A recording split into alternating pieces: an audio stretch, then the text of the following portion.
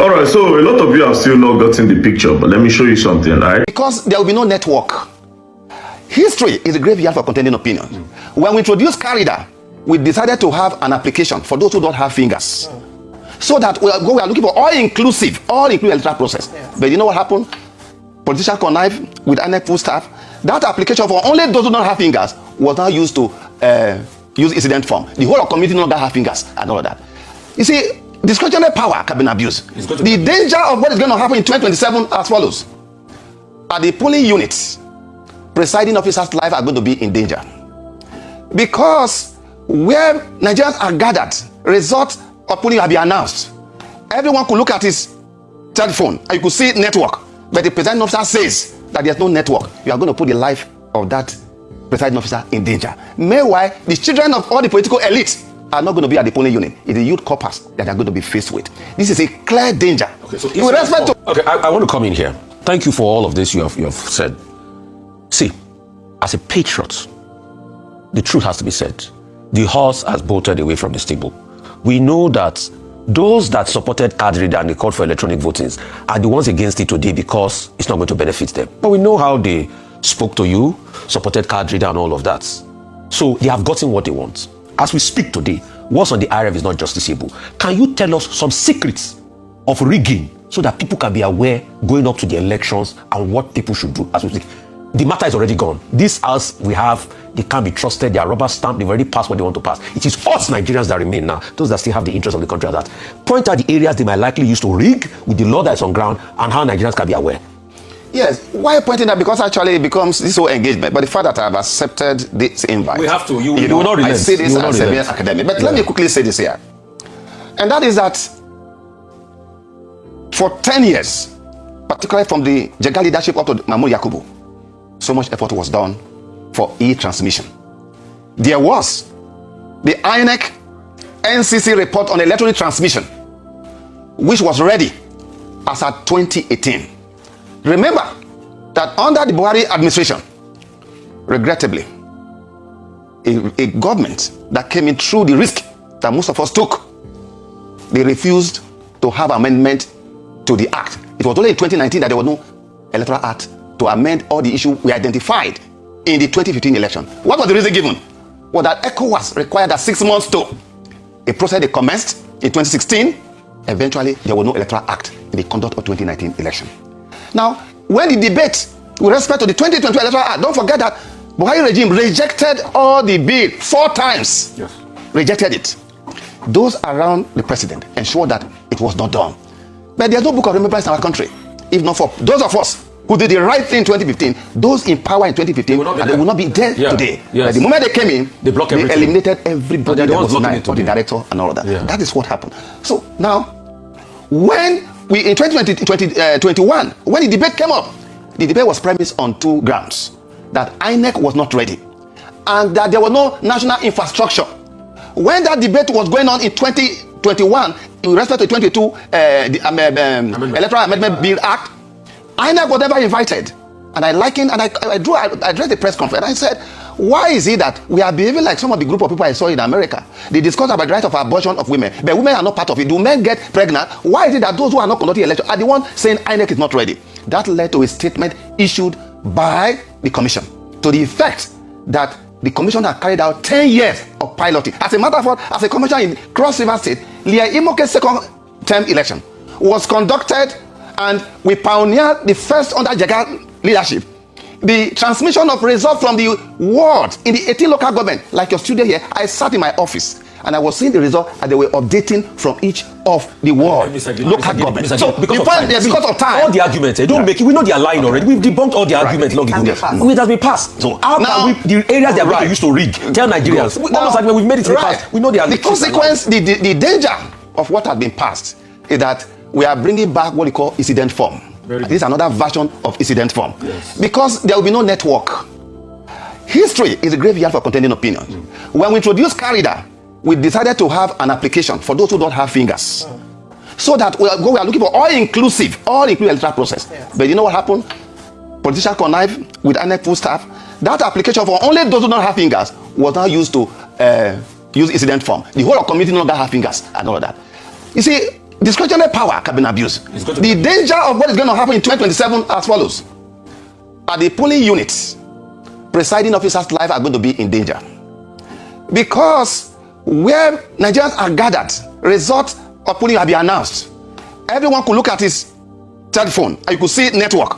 But the presiding officer says that there's no network. You are going to put the life of that presiding officer in danger. Meanwhile, the children of all the political elites are not going to be at the polling unit. It's the youth corpus that they are going to be faced with. This is a clear danger. Okay, so with respect to that, so what they are going to do now is like an incident form. Another version of incident form, which for you to sabotage the another one.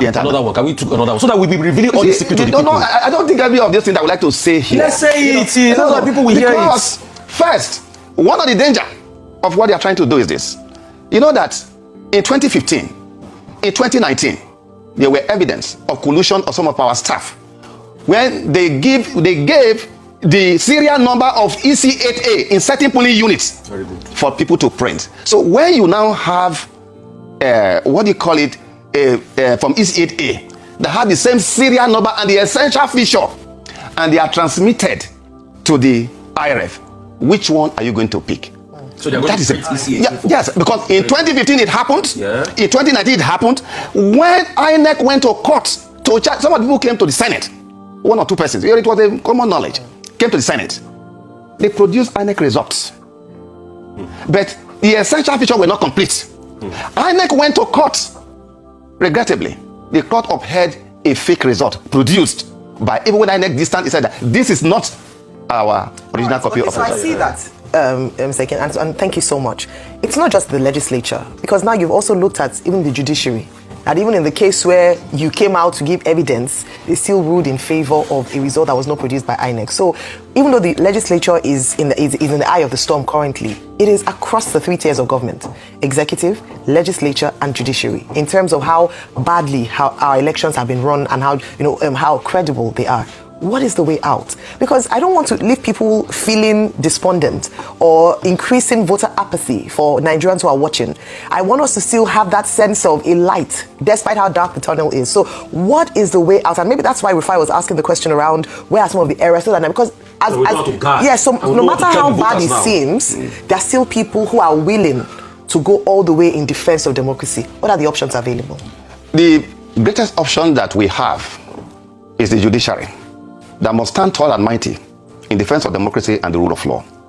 The 2022 Electoral Act, there are profound provisions that we put in there. I don't even know to politics. Record that you want our program. I used to tell people that provision I don't want to mention on the program. Those not tell politicians. Let's not tell. I say this because were it not for the judiciary, we would not be where we are today. This debate was because of judiciary. Transfer, transmit. Section 60, subsection 5, that said it must be done in accordance to the mode prescribed by INEC. Paragraph 38 of the regulation and guideline actually prescribe that mode. Let me say this here. How do we go forward? One of the things you must remember about the military, despite all the things that we fought military, it was the decision of the military that if election is, there was a decree that if election is bad, is rigged, it should not be the court that should confer victory on anybody, that should go back to the people to be sure of the will of the people. But what we have found in our country, historically, the judiciary had never been on the side of the electorate in the Federal Republic of Nigeria. As we saw what happened in June 12th, and everything that has happened so far, judiciary had never been. And I say this here, democracy is a danger. When judiciary shows sign of weakness, collapse, or irrelevance, the only reason why we fought the military, talking about the importance of judiciary here, is because there was no parliament. The people had no say. Otherwise, there was an executive, there was judiciary. The only arm that was missing was parliament. And that was why we wanted democracy. How do you explain that a National Assembly that don't carry out public hearing across the city of political zone and the people spoke? Look at what has happened. The Falcon no longer listen to the Falconer. This is what Professor, one of your own, John Frisk, referred to as semiotic democracy. There's a gulf between what the people want and what had been given. So judiciary is the greatest challenge. My constituency, they have failed. With respect to that, I must say this because I have all the records. I have all the record of failures. When it comes to election, judiciary have not done well. In fact, the Nigerian people now see my constituency as a veritable, conspiracy against them. because they have never given effect to it. Look at what they have done with primary. Today, nobody should think about any primary in Nigeria because Supreme Court struck down the party direction that was issued in line with section 29 of the act. Today, no primary in Nigeria. So the way forward is for the judiciary to stand tall and mighty in defense of due process, because what we are saying now is not what is expected. Dr. Bati has a question. Beginning, if I may come in here. Now, number one, you've written a lot about turnover and all of that. Some people have said it's scaremongering. I don't know whether you have received that reaction. And people are saying, in any case, if 70% or 80% of the current members of the National Assembly don't come back, Nigerians will even celebrate. So turnover in the National Assembly should not be an issue. And in any case, the lawmakers have demonstrated with the drama yesterday that they really don't care one way or the other. You've talked about dangers. Now, as a patriot who still believes in this country, two suggestions. Some people have said you should write a book because you seem to know so much about our electoral process. But more importantly, what are your recommendations beyond what has happened with the Electoral Act Amendment bill?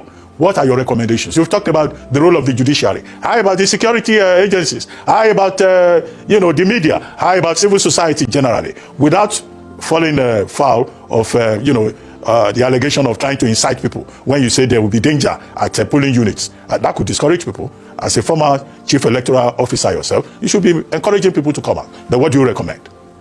Dr. Abati, a stone sink coming should not blind the eye.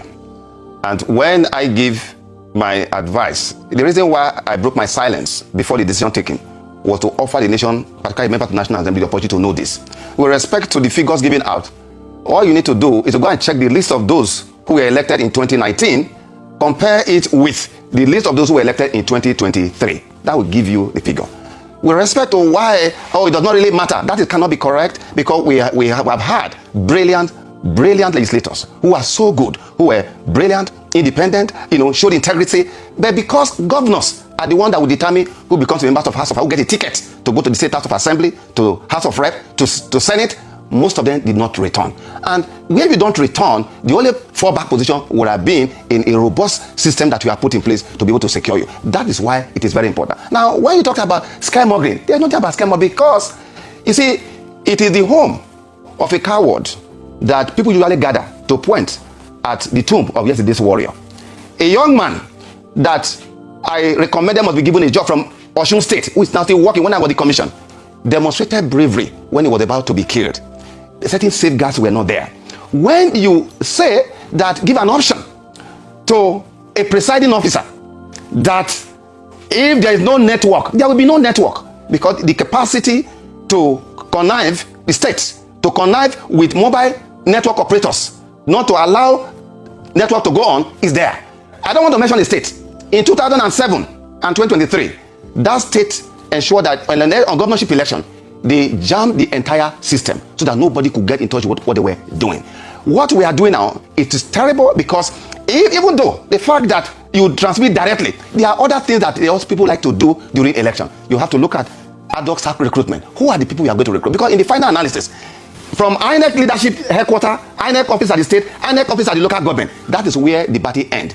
From there, polling unit down to the last stage of collation, it is those Nigerians who are going to be brought in. At every state, in every state of the federation, a REC will be deploying, depending on the number of local government. For example, in Akwa Ibom, I deployed over 28,000 ad hoc staff. How many staff do you have? Another. These are the people that are going to conduct the election. When you now give them this type of omnibus, latitude, another, it's going to be abused. There will be no network. That is what is going to happen in that election. And so, when you talk about remedy, I would have thought that the reform we're talking about, that's the reason I didn't want to participate. I was thinking that it would be about how to reform, ensure that the onus of proof of how well election is conducted should be on the election management body, as we demonstrated while we were in office, wherever I served. That was what I did. Two, I had thought that this disposition of election matter before people are sworn in will be what we'll be looking out for. We didn't see that at all. Where is the Electoral Offences Tribunal that for the past 20 years, it will not be there? So the issue about e-transmission is the resistance coming from the elite.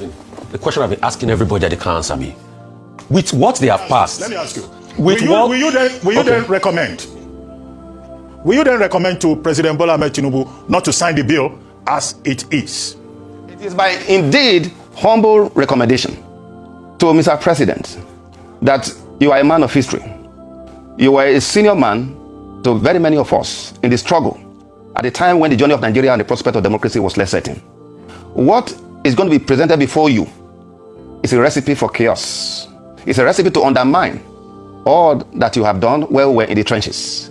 And also remember that at a time when the PDP was in office, and when we were in office, and they were saying that there was going to be a federal might, some of us stood out to say no.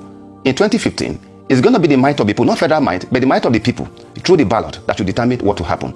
You should be a man of history. What is put before you, please take it back. Don't sign it. Okay. Real quickly, I want to ask you, the question I've been asking everybody I can't answer. Will the result on the IRF be justiciable? The Supreme Court, by the decision of the last decision of the Supreme Court, it is very clear when the Supreme Court says that the IRF is just a viewing center and that it ought to have been in the Electoral Act. I disagree with that decision. It is contrary to the whole line of authorities decision by the Supreme Court itself, because regulations and guidelines made by the Commission pursuant to Section 160 as well as Section 148 of the Act, they have the force of law. They are subsidiary legislation. As a matter of fact, INEC is the only regulator of election in the Federal Republic of Nigeria. And the first primary responsibility of every regulator, it is law making, rule making. And that is why the Central Bank of Nigeria don't go to the National Assembly every now and then in terms of what you need to do to regulate the banking sector. That is how it should be. That was why Jonathan, when he was in office and when we came on board, we looked at all the executive bodies set up under Section 153. And we pointed out to President Jonathan, because the law as it was then was to the effect that all the bodies set up under Section 153 are subject to the direction and control of the president with respect to their power to make regulations and procedure. It was Jonathan regime who now said the first alteration in 2011 that ensured that with respect to the Independent National Electoral Commission, and just read it, these powers to make rules, otherwise regulate into procedure, shall not be subject to the direction of the President of the Federal Republic of Nigeria. It was President Jonathan who put that in. The decision of INEC that transmit the results from the polling unit to the IRF, it can be encapsulated in three words: trusts, safety, and efficiency of the decision of the people. Because everything that we have developed is to ensure that who becomes what must be determined at the polling, not in the court of law. The court should not be determined who becomes a governor, a member of the House of Assembly, a president of the Federal Republic of Nigeria. Let that be the decision of the people. That's the lesson. That's the lesson that we must take from United Kingdom. Britain that even introduced Nigeria into election rigging. For a period of almost 100 years, there was no post-election adjudication in United Kingdom. And that is what we should learn, because the court in England, politicians, they are scared of the court in England, because in the absence of strict and purposive interpretation of the law, because every provision of Electoral Act so sponsored by INEC is to deal with a mischief, that it is now the duty of the court to advance the remedy that have been proffered to deal with that remedy, and not to do what they are doing right now, working with politicians, agreeing with them to do what is being done. That is the only way we can have a democracy that we are proud of. That's the only way we can build a society where there will be opportunity for all and responsibility from all. Indeed, very well said, very well.